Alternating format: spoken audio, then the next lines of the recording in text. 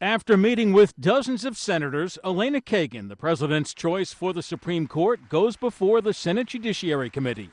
Kagan would bring no judicial experience to the high court.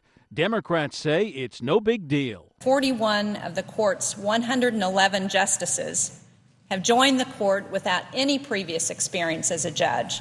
They point to her real-world background as Solicitor General, Harvard Law School dean, and working for the Clinton administration. She has practical experience thinking about the impact of laws and policies on ordinary Americans.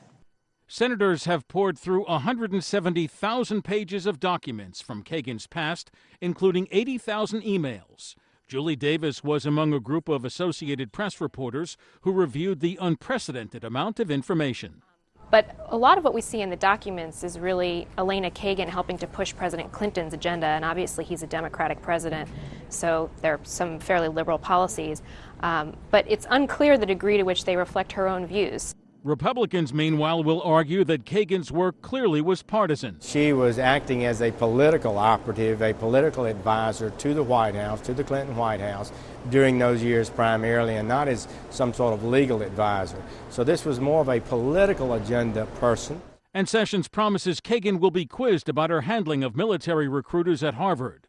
Legal observers, meanwhile, say the lack of a judicial background means that Kagan could be more open when asked about specific issues. There ought to be things that she can talk about where she's made policy choices and policy judgments that don't have the constraints that a sitting judge may have. So in that sense, I think it's a different kind of hearing.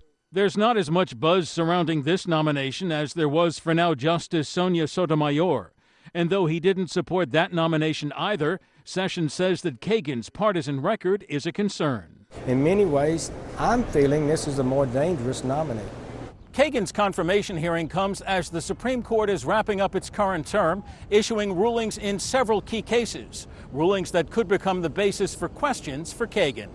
Jerry Bodlander, The Associated Press, Capitol Hill.